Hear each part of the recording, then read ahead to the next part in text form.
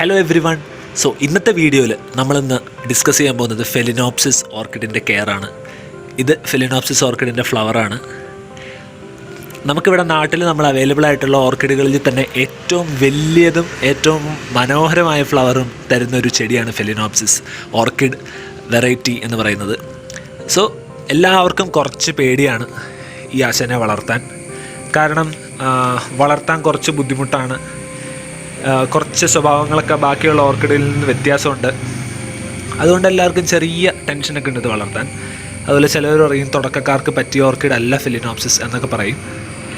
ഒക്കെ ശരിയാണെന്ന് തന്നെ അംഗീകരിക്കുന്നതിനോടൊപ്പം തന്നെ നമുക്ക് മനസ്സിലാക്കാം ഈ ഫെലിനോപ്സിസ് എങ്ങനെ കെയർ ചെയ്യണമെന്ന് പ്രോപ്പറായിട്ട് പഠിച്ചു കഴിഞ്ഞാൽ നമുക്ക് എളുപ്പത്തിൽ ഫെലിനോപ്സിസ് വീട്ടിൽ ഒരു പ്രശ്നവും കൂടാതെ വളർത്താൻ പറ്റും. അത് പൂവിടുകയും ചെയ്യും.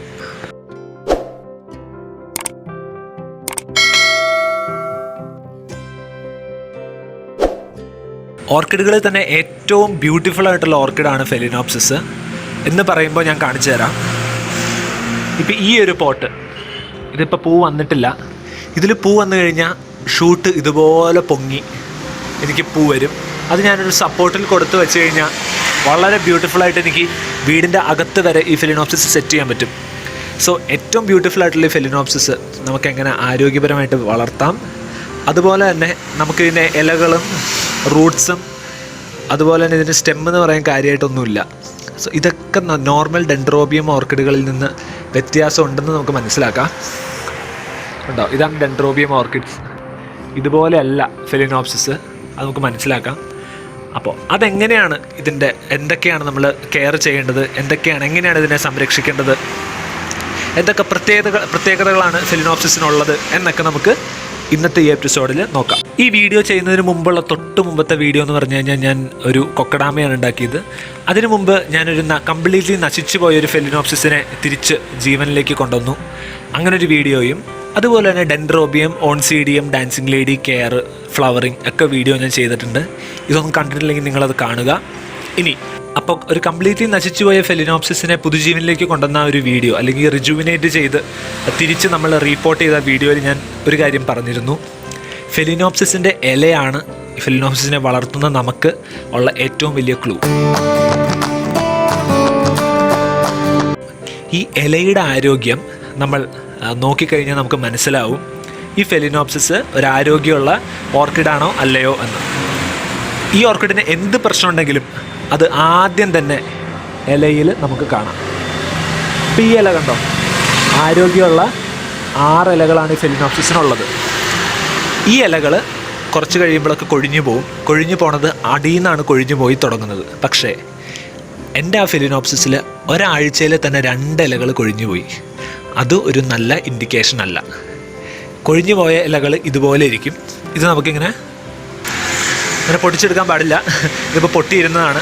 അങ്ങനെ പൊട്ടിച്ച് എടുത്ത എന്താ പ്രശ്നം വെച്ച് കഴിഞ്ഞാൽ ആ പൊട്ടിച്ചെടുത്ത ഭാഗത്ത് ഇൻഫെക്ഷൻ പടരും. അതുകൊണ്ട് നമ്മളിങ്ങനെ വലിച്ച് കീറിയെടുക്കാൻ പാടില്ല. അത് എപ്പോൾ കൊഴിയുന്നോ അപ്പോൾ അതിങ്ങനെ മാറ്റി എടുക്കാനാണ് പാടുള്ളൂ. ഇങ്ങനെയാണ് ഒരു കൊഴിഞ്ഞ ഇല ഇരിക്കുക.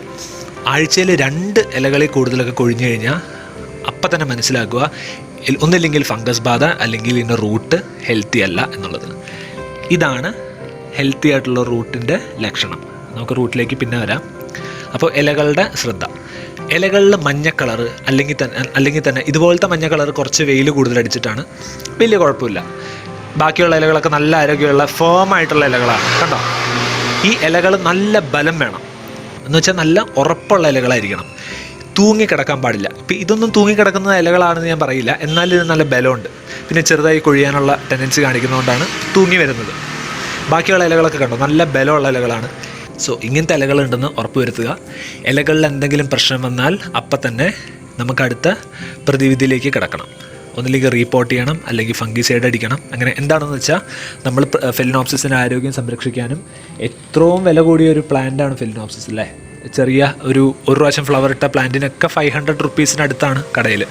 സോ നമുക്കതിനെ അങ്ങനെ നശിക്കാൻ അനുവദിച്ചു കൂടാ. നമുക്കതിനെ കെയർ ചെയ്യണം. അതുപോലെ തന്നെ ഭയങ്കര ബ്യൂട്ടിഫുള്ളാണ്. സോ നമുക്കതിനെ തിരിച്ചു കൊണ്ടുവരാൻ വേണ്ടി നമ്മളെല്ലാ എഫേർട്ടും എടുക്കണം.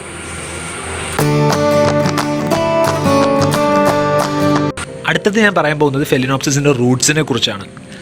റൂട്ട് എന്ന് പറയുമ്പോൾ ബേസിക്കലി 2 ടൈപ്പ് റൂട്ടുകളുണ്ട്. ഒന്നെന്ന് പറഞ്ഞാൽ ഇതുപോലെ ഇതിൻ്റെ അടിയിൽ പോയി വളരുന്ന റൂട്ട്സ്, പിന്നെ ഇതിൻ്റെ പുറത്തേക്ക് ഇതുപോലെ നിൽക്കുന്ന ഏരിയൽ റൂട്ട്സ്. ഏരിയൽ റൂട്ട്സ് നമ്മൾ ഏറ്റവും കൂടുതൽ ശ്രദ്ധിക്കേണ്ട കാര്യം, നമ്മൾ റീപോർട്ട് ചെയ്യുമ്പോഴോ അല്ലെങ്കിൽ ഒരു ഫെലിനോപ്സിസ് നടുമ്പോഴോ ഈ ഏരിയൽ റൂട്ട്സൊക്കെ കാണാൻ കുറച്ച് വൃത്തികേട് ഉണ്ടെന്നും പറഞ്ഞ് നമ്മൾ ഇതൊക്കെ പോട്ടി മിക്സർ വെച്ച് മൂടി ഫെലിനോപ്സിസിനെ വച്ച് കഴിഞ്ഞാൽ ഞാൻ ഉറപ്പ് പറയാം, റൂട്ട് എന്തായാലും ചീഞ്ഞു പോകും. സോ അങ്ങനെ വരാതെ ശ്രദ്ധിക്കുക. ഏരിയൽ റൂട്ട്സിനെ എയറിലേക്ക് തന്നെ തുറന്നു വിടുക. അവയ്ക്ക് എയറിൽ നിന്ന് വാട്ടർ അല്ലെങ്കിൽ ഹ്യൂമിഡിറ്റി, അതുപോലെ തന്നെ ഫെർട്ടിലൈസറിൻ്റെ ചെറിയ ചെറിയ ഡ്രോപ്ലെറ്റ്സ് നമ്മൾ സ്പ്രേ ചെയ്യുമ്പോൾ അതൊക്കെ ഇവ അബ്സോർബ് ചെയ്യും. ഇതിന് നല്ല കാറ്റും വെളിച്ചവും വേണം. അതുകൊണ്ട് തന്നെയാണത് ഈ സ്ഥാനത്ത് വളരുന്നത്. അല്ലെങ്കിൽ അതിനടിയിൽ വളർന്നാൽ പോരെ. ഇതിവിടെ വളർന്നത് എന്തുകൊണ്ടാണ്? ഇപ്പം ഇത് നിങ്ങൾക്ക് കാണാം, കുറേ ഏരിയൽ റൂട്ട്സ് ഉണ്ട്. ഇതിങ്ങനെ പുറത്തേക്ക് വളരുന്നത് എന്തുകൊണ്ടാണെന്ന് വെച്ചാൽ അങ്ങനെ വളരാൻ നിയോഗിക്കപ്പെട്ട റൂട്ട്സാണ് ഏരിയൽ റൂട്ട്സ്. അത് നമ്മൾ ഒരിക്കലും മൂടിക്കളയരുത്. അതുപോലെ തന്നെ ഏരിയൽ റൂട്ട്സ് ചീഞ്ഞു പോകുന്നുണ്ടോ അല്ലെങ്കിൽ അത് ഒരുപാടായിട്ട് ഉണങ്ങിപ്പോകുന്നുണ്ടോ എന്ന് നമ്മൾ ശ്രദ്ധിക്കണം. ശ്രദ്ധിച്ചു കഴിഞ്ഞാൽ കൂടുതൽ കാറ്റും വെളിച്ചമുള്ള സ്ഥലത്തേക്ക് നമ്മൾ ഓർക്കിഡിനെ മാറ്റണം. അടുത്തത്, ഒരു ഫെലിനോപ്സിസിന് എന്തോരം വെള്ളം വേണം എന്നുള്ളതാണ് നമ്മൾ ഡിസ്കസ് ചെയ്യാൻ പോകുന്നത്. നോർമൽ ഡെൻഡ്രോബിയോം അതുപോലെ തന്നെ ഓൺസീഡിയം എന്നിങ്ങനത്തെ വെറൈറ്റീസിൽ നിന്ന് കുറച്ച് കുറവ് വെള്ളം മതി ഫെലിനോപ്സിസിന്. വെള്ളം കൂടിക്കഴിഞ്ഞാൽ ഫെലിനോപ്സിസിൻ്റെ വേര് പെട്ടെന്ന് ചെയ്യും, എസ്പെഷ്യലി അവയ്ക്ക് സർക്കുലേഷൻ ഇല്ലെങ്കിൽ. സോ കുറച്ച് വെള്ളം ഒഴിച്ചാൽ മതി. ഞാൻ ഏകദേശം 2 ദിവസം കൂടുമ്പോൾ ഒരു പ്രാവശ്യം കുറച്ച് വെള്ളം മാത്രമാണ് ഫെലിനോപ്സിസിലേക്ക് ഇടാറുള്ളൂ. കാരണം ഞാൻ കൂടുതൽ ചകിരി അതുപോലെ തന്നെ സ്പാഗ്നം മോസ് യൂസ് ചെയ്തിട്ടുള്ളതുകൊണ്ട് ഇവയൊക്കെ കുറച്ച് വെള്ളം പിടിച്ചു വയ്ക്കാനുള്ള കഴിവുള്ളതാണ്. ഇതൊക്കെ സ്പാഗ്നം മോസാണ്. സ്പാഗ്നം മോസ് ഉപയോഗിച്ചില്ലെങ്കിൽ ചെറിയ ചകിരി നാരാക്കി നിങ്ങൾക്ക് ഹൈഡ്രജൻ പെറോക്സൈഡിൽ മുക്കി ഉണക്കി ഇതിൻ്റെ പോട്ടി മിക്സ് ആയിട്ട് യൂസ് ചെയ്യാം. സോ കുറച്ച് വെള്ളം മതി. ഫെലിനോപ്സിസിന് ഓവറായിട്ട് ഒഴിക്കരുത്. പക്ഷേ നമ്മൾ വെള്ളം കുറച്ചൊഴിക്കണോ എന്ന് പറഞ്ഞ് നമ്മൾ വെള്ളം ഒഴിക്കാൻ വിട്ടുപോയി കഴിഞ്ഞാൽ ഇതിൻ്റെ വേരുകൾക്ക് ഇതുപോലെ ഡീഹൈഡ്രേഷൻ വന്ന് ഉണങ്ങും. അപ്പോൾ ഈ വേരുകൾ ഞാൻ നഴ്സറിയിൽ നിന്ന് വാങ്ങിച്ചപ്പോൾ ഉണങ്ങിയതാണ്. അപ്പോൾ അതൊക്കെ ഡീഹൈഡ്രേഷൻ വന്ന് ഉണങ്ങുന്ന വേരുകളാണിത്. പക്ഷെ എന്നാലും നമുക്ക് ഒരു 80% ആരോഗ്യമുള്ള വേരായതുകൊണ്ട് എൻ്റെ ഈ ഫെലിനോപ്സിസ് ഇപ്പോഴും നല്ല ഹെൽത്തിയാണ്. അടുത്തത് ഫെലിനോപ്സിസിന് വേണ്ട ഫെർട്ടിലൈസർ. നോർമൽ ഓർക്കിഡിന് ഒഴിക്കുന്ന ഫെർട്ടിലൈസർ തന്നെ ഫെലിനോപ്സിസിൽ ഒഴിച്ചാൽ മതി. NPK 30-10-10 റേഷ്യോയിലുള്ള ഫെർട്ടിലൈസർ ഇത് വളരാനും, അതുപോലെ അല്ല 13-27-27 റേഷ്യോയിലുള്ള ഫെർട്ടിലൈസർ പൂവിടാനുമായിട്ട് നമ്മൾ മാറി മാറി ഓരോ ആഴ്ചയും വളരെ മൈൽഡായിട്ടുള്ള കോൺസെൻട്രേഷനിൽ അടിച്ചു കൊടുത്താൽ മതി. ഇതിൽ നന്നായിട്ട് പൂ വരും. ഇനി ഫെർട്ടിലൈസർ കൊടുക്കുമ്പോൾ നമ്മൾ ശ്രദ്ധിക്കുക, ഇതിൻ്റെ ഇലകളിലും അതുപോലെ തന്നെ ഏരിയൽ റൂട്ട്സിലും ഒക്കെ നന്നായിട്ട് അടിച്ചു കൊടുക്കുക. പിന്നെ ഫെർട്ടിലൈസറിൻ്റെ കൂടെ ഒരു കാര്യം കൂടി നമ്മൾ പറയാം. വളരാനുള്ള ഫെർട്ടിലൈസർ ഓക്കെ, പക്ഷെ പൂവിടാനുള്ള കാര്യത്തിൽ ഫെർട്ടിലൈസർ മാത്രം പോരാ ഫെലിനോപ്സിസിന്. നമുക്ക് ഫെലിനോപ്സിസ് പൂവിടുന്നത് എങ്ങനെയാണെന്നുള്ളത് അടുത്ത സെക്ഷനിൽ കാണാം. ഫെർട്ടിലൈസർ ഉപയോഗിക്കുന്നത് ഇങ്ങനെയാണ്. പിന്നെ നമുക്ക് ഓർഗാനിക് ആയിട്ടുള്ള ഫെർട്ടിലൈസർ യൂസ് ചെയ്യാം. എൻ്റെ ഒരു വീഡിയോ കോക്കനട്ട് വാട്ടർ ഫെർട്ടിലൈസറായിട്ട് അല്ലെങ്കിൽ ഒരു ബയോ ഫെർട്ടിലൈസറായിട്ട് യൂസ് ചെയ്യുന്നൊരു വീഡിയോ ഉണ്ട്, അത് കാണുക. പക്ഷെ മഴക്കാലത്ത് അങ്ങനെയുള്ള ഓർഗാനിക് ഫെർട്ടിലൈസറൊക്കെ ഒഴിവാക്കുക. ഫംഗസിൻ്റെ ശല്യം കൂടാൻ ചാൻസ് ഉണ്ട്. ഇപ്പോൾ മഴക്കാലത്ത് നിങ്ങൾ ഒഴിക്കുകയാണെങ്കിൽ അതുപോലെ തന്നെ ഫംഗസിനെ കുറിച്ച് ശ്രദ്ധിച്ച് ഫംഗിസൈഡ് കറക്റ്റായിട്ട് സ്പ്രേ ചെയ്യണം.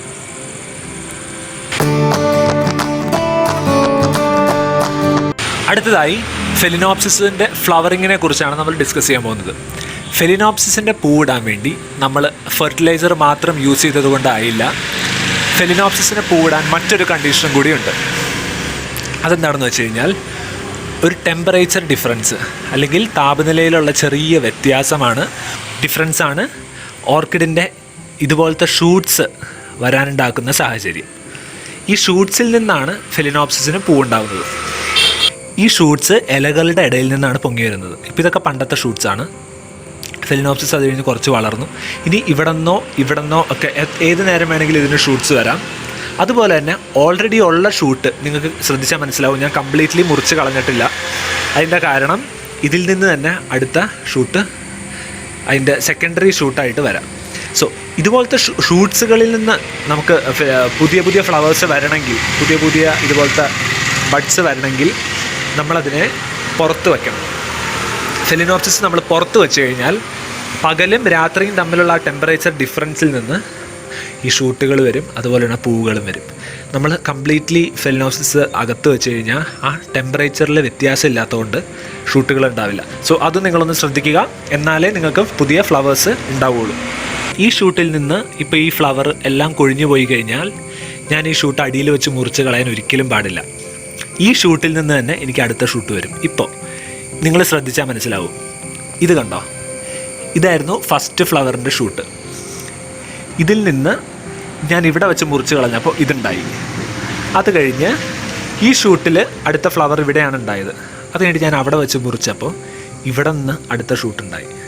അതുകൊണ്ട് തന്നെയാണ് ഇത് ഇങ്ങനെ വളഞ്ഞ രീതിയിലിരിക്കുന്നത്. അല്ലെങ്കിൽ എനിക്ക് ശരിക്കും പറഞ്ഞാൽ ഇതുപോലത്തെ ഒരു നേരെ മുകളിലേക്കുള്ള ഷൂട്ടാണ് ഉണ്ടാവുക. ഇനി മറ്റൊരു പ്രധാനപ്പെട്ട കാര്യം ഞാൻ പറഞ്ഞുതരാം. ഫെലിനോപ്സിസ് ഇങ്ങനെ ചെരിഞ്ഞ് വളരുന്നൊരു ടെൻഡൻസി ഫെലിനോപ്സിസിനുണ്ട്. എവിടെയാണോ സൂര്യൻ ആ ഡയറക്ഷനിലേക്കാണ് അവ ചെരിയുക. ഇങ്ങനെ ചെരിഞ്ഞ് കഴിയുമ്പോൾ കാണാൻ കുറച്ച് വൃത്തികേടുണ്ടെന്ന് നമുക്ക് തോന്നും. പക്ഷേ ഈ കൂമ്പുകളിൽ അല്ലെങ്കിൽ ക്രൗണിൽ വെള്ളം വന്ന് തങ്ങി നിന്ന് അവിടെ ചീയില്ല. ക്രൗൺ റോട്ട് എന്നുള്ളൊരു പ്രോസസ്സ് അവിടെ സംഭവിക്കില്ല. വെള്ളം ഞാൻ ഒഴിച്ചു കഴിഞ്ഞാൽ ഇതിൽ കൂടെ ഇങ്ങനെ പൊക്കോളും. പക്ഷേ ഈ ഫെലിനോപ്സിസിൽ അങ്ങനെ പോവില്ല. സോ ഞാൻ വെള്ളം ഒഴിക്കുമ്പോൾ ഒരുപാട് സൂക്ഷിക്കണം. കാരണം ഫെലിനോപ്സിസ് മരങ്ങളിൽ വളരുമ്പോൾ ഇങ്ങനെ ചെരിഞ്ഞാണ് വളരുന്നത്. ഈ ചെരിഞ്ഞ് കഴിയുമ്പോൾ കുറച്ച് വൃത്തികേടുണ്ടെന്ന് തോന്നിക്കഴിഞ്ഞാൽ നിങ്ങളിത് ഏത് സൈഡിലേക്കാണോ ചെരിഞ്ഞത് അതിൻ്റെ ഓപ്പോസിറ്റ് സൈഡിലേക്ക് തിരിച്ചു വെച്ചാൽ മതി. അപ്പോൾ പുതിയ ഇലകളൊക്കെ വളരാൻ നേരത്ത് ഇത് പതുക്കെ ഇങ്ങോട്ട് വന്നോളും. ഇപ്പോൾ ഈ ഇല ഇങ്ങോട്ട് ഡയറക്ഷൻ ആയത് ഞാൻ അങ്ങനെ തിരിച്ചു വെച്ചിട്ടാണ്. പക്ഷെ അങ്ങനെ തിരിച്ചു വയ്ക്കുമ്പോൾ നിങ്ങൾ വാട്ടറിങ് ചെയ്യുമ്പോൾ സൂക്ഷിക്കുക, ക്രൗണിൻ്റെ അകത്തേക്ക് വെള്ളം വീഴരുത്, ക്രൗൺ റോട്ട് സംഭവിക്കരുത്. അടുത്തത് നമ്മൾ ഫെലിനോപ്സിസിന് യൂസ് ചെയ്യേണ്ട പോട്ടാണ്. ഏറ്റവും അനുയോജ്യമായ പോട്ട് ഈ ടൈപ്പാണ്. പക്ഷെ അറിയാലോ, നമുക്ക് വീടിൻ്റെ അകത്തൊക്കെ തൂക്കിയിടാൻ പറ്റില്ല. ഇപ്പോൾ ജനലിൻ്റെ സൈഡിലൊക്കെ വെക്കണമെങ്കിൽ അതിന് വേണ്ടിയാണ് ഞാൻ ഈ ഒരു സെറ്റപ്പ് ഇൻട്രൊഡ്യൂസ് ചെയ്തത്. ഇത് ഞാൻ നിങ്ങൾക്ക് എടുത്ത് കാണിച്ചു തരാം. ഇതാണ് ഈ പോട്ടിൻ്റെ ഒറിജിനൽ രൂപം. ഇത് ഒരുപാട് ഏരിയൽ റൂട്ട്സും ഒക്കെ ഹെൽത്തി ആയിട്ടുള്ള റൂട്ട്സ് ഉണ്ട്. അപ്പോൾ അത് ഞാൻ പതുക്കെ ഇങ്ങനത്തെ ഒരു കുറച്ചും കൂടി നല്ലൊരു പോട്ടിലേക്ക് ഇറക്കി വയ്ക്കുകയാണ് ചെയ്തത്. ഇങ്ങനത്തെ പോട്ടിൻ്റെ അകത്ത് ഫെലിനോപ്സിസ് ഡയറക്റ്റ് നിങ്ങൾ നടരുത്. നട്ട് കഴിഞ്ഞാൽ ഇതിന് എയർ സർക്കുലേഷൻ കിട്ടാതെ അത് ചീത്തയായി പോകും. സോ ഇങ്ങനത്തെ ഒരു പോട്ടുകളിൽ നമ്മൾ ഫെലിനോപ്സിസ് നടുമ്പോൾ ഞാൻ ശ്രദ്ധിച്ചത് ഒരുപാട് ഏരിയൽ റൂട്ട്സ് പുറത്തുണ്ട്. അതുപോലെ തന്നെ ഈ പോട്ടിൽ ഹോളുണ്ട്. അതുപോലെ തന്നെ ഇത് ഈ ഒരു ക്ലേ പോട്ടായതുകൊണ്ട് കുറച്ച് തണുപ്പൊക്കെ പിടിക്കും. പ്ലസ് റൂട്ടുകൾക്ക് വളരെ ഈസി ആയിട്ട് ഇതിൽ കൂടെ ഓടാൻ പറ്റും. കണ്ടോ, റൂട്ടൊക്കെ ഒരുപാട് ക്ലേയിൽ തന്നെ പിടിച്ച് വളരുന്നത് അതുകൊണ്ടാണ്. അപ്പോൾ ഇങ്ങനൊരു പോട്ട് ഞാൻ സജസ്റ്റ് ചെയ്യും. അതല്ലെങ്കിൽ നിങ്ങൾ ഇതുപോലത്തെ ഒരു പോട്ട്, അല്ലെങ്കിൽ ഇതുപോലെ ഒരുപാട് ഹോൾസുള്ള പ്ലാസ്റ്റിക് പോട്ട് ഒക്കെ ഓക്കെയാണ്. പക്ഷെ ഉറപ്പ് വരുത്തുക, ഏത് പോട്ടി വെച്ച് കഴിഞ്ഞാലും നിങ്ങളുടെ ഒരു ശ്രദ്ധ ഉണ്ടാവണം. ആ പോട്ടിൽ വെച്ചതുകൊണ്ട് എന്തെങ്കിലും പ്രശ്നം വേരുകൾക്കോ ഇലകൾക്കോ വന്നു കഴിഞ്ഞാൽ ഒന്നില്ലെങ്കിൽ ആ പോട്ട് മാറ്റണം, അല്ലെങ്കിൽ റീപോട്ട് ചെയ്യണം, അല്ലെങ്കിൽ കുറച്ചും കൂടി വെളിച്ചമുള്ള കാറ്റുള്ള സ്ഥലത്തേക്ക് ഫെലിനോപ്സിസ് മാറ്റണം. അങ്ങനെ നമ്മൾ ഓൾമോസ്റ്റ് നല്ല രീതിയിൽ വിശദമായിട്ട് തന്നെ ഫെലിനോപ്സിസിൻ്റെ കെയർ കുറേയൊക്കെ ഡിസ്കസ് ചെയ്തു. തുടക്കക്കാർക്കും അതുപോലെ തന്നെ ഫെലിനോപ്സിസ് വളർത്തിക്കൊണ്ട് വരുന്നവർക്കും ഒരുപാട് ഇൻഫോർമേഷൻസ് ഈ വീഡിയോയിലുണ്ടെന്ന് ഞാൻ വിശ്വസിക്കുന്നു. ഇങ്ങനെ നിങ്ങൾ ചെയ്തു കഴിഞ്ഞാൽ നിങ്ങളുടെ ഫെലിനോപ്സിസ് ഒരു കാലത്തും നശിക്കില്ല. നിങ്ങൾക്കൊരു പരിധി വരെ നിങ്ങളുടെ ഫെലിനോപ്സിസിനെ സംരക്ഷിച്ച്, അതുപോലെ തന്നെ ഈ വീഡിയോയിൽ പറയുന്ന ഓരോ ചെറിയ കാര്യങ്ങളും നിങ്ങൾ വളരെ കാര്യമായിട്ട് തന്നെ എടുക്കണം.